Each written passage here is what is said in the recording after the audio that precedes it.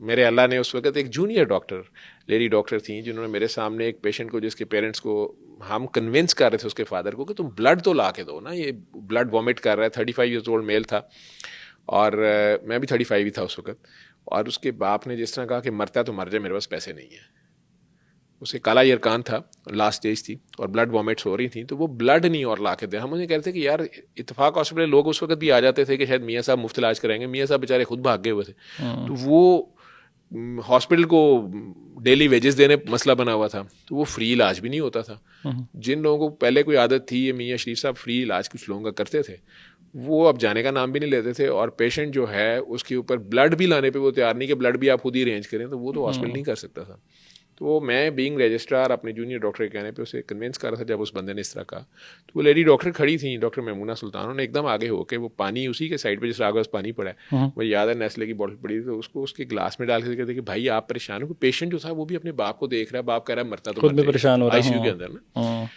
तो उसे कहती हैं कि आप ये पानी लें, आंखें बंद करें और प्यार से 3 बार अल्लाह कह के पानी पी लें। तो मुझे गुस्सा चढ़ गया उसके ऊपर। मैं कि ये फॉल्स होप दे रही है, अभी वो मर जाएगा। तो वो उसका बाप इधर शीशे तोड़ना शुरू कर देगा, जी ये दम दरूद कर रहे थे, उन्होंने इलाज नहीं किया। किसी को नहीं बताएगा कि मैं ब्लड ला के नहीं दे रहा था, मैं ये ला के नहीं दे रहा था। एक नया इशू हो जाएगा शुरू। हमारा रोज का काम था, वो अभी जस्ट नहीं आई थी और जूनियर डॉक्टर थी बहुत। तो मुझे गुस्सा भी आया इस बात पे कि यार ये हम 2 सीनियर्स बात कर रहे हैं, ये क्या कर रही है बीच में।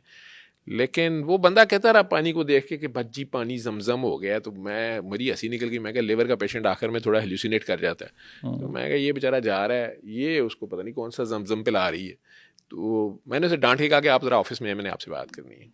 ऑफिस में मैंने उसे डांटना शुरू किया तो वो मुझे कही जाए कि आप अभी कारी बासित की आवाज़ में सूरह रहमान लगाएं और ये ठीक हो जाएगा। तो मैं तो बाल अपने नोचने वाले आ गया कि बेटा आपको कहाँ से पढ़ी हैं आप, ये मॉडर्न सी लड़की, इलामा इकबाल की ग्रेजुएट, कनेड की और एसना की और पता नहीं क्या, वो लेकिन अपनी जगह बाबा जी ने कहा है। तो ऊपर से वो बाबा जी बोले तो मैं तो और चिड़ू ना, बाबों के तो मैं सख्त एंटी बाबा हो गया हुआ था। वो स्टेज एक्ट्रेस थी ना नरगिस, वो कहती बाबे मार देनी है। ये इंजीनियर साहब मिर्जा साहब जो है वो भी सख्त एंटी बाबा हैं। ये दोनों को मिला ले मैं उनसे ऊपर ही था, स्क्वायर पे था एंटी बाबा, कि कोई बाबा शाबा और कुछ नहीं होता। मैंने उसे डांटा शांटा, लेकिन वो अपनी जगह थी। तो मैंने अपने भाई को फ़ोन करके, मेरा साथ ही घर था इत्तेफाक के, है बल्कि अभी भी, तो मैंने उसे कहा, मैं यार ज़रा मेरा वॉकमैन, उस वक्त वॉकमैन होते थे, सोनी का वॉकमैन मेरा था, मैं यार वॉकमैन दे जाओ और ना कारी बासित, मैंने कहा कौन सा कारी, उसने कारी बासित मिस्री, तो मैं कारी बासित मिस्री सूरह रहमान दे जा ज़रा, अनट्रांसलेटेड।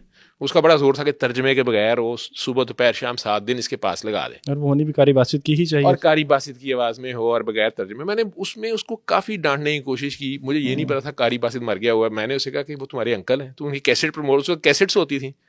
तो मैं एक नई चीज़ इसने छोड़ दिया, अभी इसको आए 2 महीने हुए और ये हमें और ही चीज़ें बता रही है। मैं खुद आईसीयू स्पेशलिस्ट, और ये बिल्कुल ही धक्के खा के हमने आईसीयू सीखा है और ये बिल्कुल ही नया एक फील्ड दिखा रही है।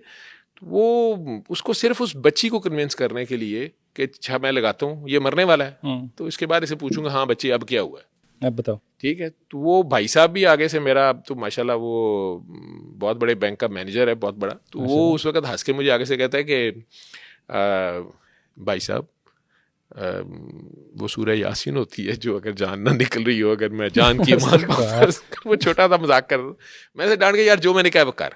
वो खैर वो दे गया और हमने लगा भी दी। अगले दिन वो मरीज़ नज़र भी नहीं आया। मैंने तो सिस्टर से पूछा, मैं जी मर गया? तो उन्होंने कहा नहीं नहीं नहीं सर, वो रात को ही चले गए थे, अमीर अली आ गया था। अमीर अली क्लर्क था हॉस्पिटल का। तो हम कहते थे इजराइल आए ना आए, अमीर अली आ जाता है। वो रात 12 बजे आ जाता है, जिसके पैसे खत्म हो जाते थे कि पैसे जमा कराएं। उसी वक्त वोचर देता था, सुबह सुबह तक पैसे जमा कराएं। तो वो अमीर अली आज भी मेरे ख्याल इत्तेफाक में शायद होगा। तो वो होता था कि इजराइल आए ना आए, अमीर अली आया था। तो कई पेशेंट छुट्टी लेके चले जाते थे। उन्होंने कहा जी वो अमीर अली आ गया था, तो उसके अब्बू के पास पैसे नहीं थे, वो चले गए।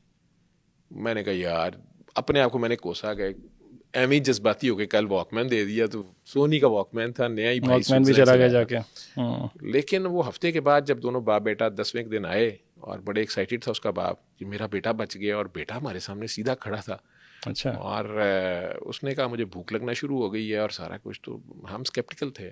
मैं उसका फ़ोन नंबर लिया तो उसने मुझे एक PTCL नंबर मुझे तक याद है। उसने कहा मेरे घर के सामने पान वाले की दुकान है, वो मुझे बुला देगा, ये उसका नंबर है, तो आप ले लें। मैंने आईसीयू में सूरह रहमान लगानी शुरू कर दी, खुद नहीं सुनी, ना अपने लिए सोचा नहीं, उसी दिन के अगले दिन से सूरह रहमान लगानी शुरू कर दी? उस जिस दिन वो बंदा आके देख गया ना, तो मैंने वो लगानी शुरू कर दी। हमने वॉकमैन अरेंज किए, उस वक्त 600 रुपए का चाइना का वॉकमैन मिल जाता था हॉल रोड से। ठीक है। तो मैंने हॉल रोड से वॉकमैन अरेंज किए। सिर्फ उन डॉक्टर साहिबा के साथ जिद पड़ गई, वो मरीज तो बचा है लेकिन बाकी तो नहीं बच सकते। अच्छा, आपको लग रहा था कि ये बाय चांस वन इन कैसे वो एक तो हो जाता है ना, प्लेसिबो इफेक्ट आ गया। 2+2 होता नहीं है। ठीक है, है। उसका नंबर लेने का मकसद भी यही था कि अच्छा देखता हूँ कितने दिन जिंदा रहता है। ठीक है, तभी तक यानी आप पक्के हैं कि नहीं ये हो नहीं सकता? नहीं, सारी बात है यार, मेडिकल साइंस मेरी सारी तारीख, मेरा एक्सपीरियंस। यार हमने रातों को जाग जाके जिस तरह इम्तिहान पास किया, हम डॉक्टर बने और लोगों को दवाइयों के नाम रट रट के और डोजें याद कर करके जिस तरह बताया। एक बंदा आया और कहता जी सूरह रहमान मरीज ठीक हो जाएगा, तो इतनी आसानी से हमारी सारी मार्केट डाउन हो रही थी। ऐसे कैसे? ठीक है, ये भी समझ लेना। समझ गया मैं। और वैसे भी वो लॉजिक, हम लॉजिक के लोग होते हैं ना, अक्ल और लॉजिक, तो उसमें कैसे हाउ कम बात नहीं समझ आ रही थी। और फिर वो पेशेंट्स को हमने लगाना शुरू कर दिया। आगे से पेशेंट भी हमारे अपने मुल्क के थे, तो वॉकमैन ही गायब हो जाना, मरीज ने जाते जाते वो भी अब्बे का समझ के ले जाना। जाती है वो हमने पाकिस्तान जिंदाबाद, लेकिन कोई बात नहीं, चले मासूम लोग हैं। कैसेट्स हम रखते थे, टीडी के कैसेट्स, वो डिसेंट मेडिकल स्टोर वालों को भी पता है ये कि वो मैं कैसेट्स उनके पास रखवाता था। कई बार जो भी आईसीयू में नया पेशेंट आता था तो वो सिस्टर्स उन्हें मेडिसिन लिख के ना साथ वो नीचे भेजती थी। वापसी पे वो उनके शॉपर में एक टीडी के कैसेट डालते थे, तो वो आके पेशेंट बड़े परेशान हो कहते थे कि ये कैसेट भी दी है उन्होंने। तो हमने कहा कि ये कैसेट जो है ना, ये वॉकमैन के साथ इनके पास आपने लगानी है।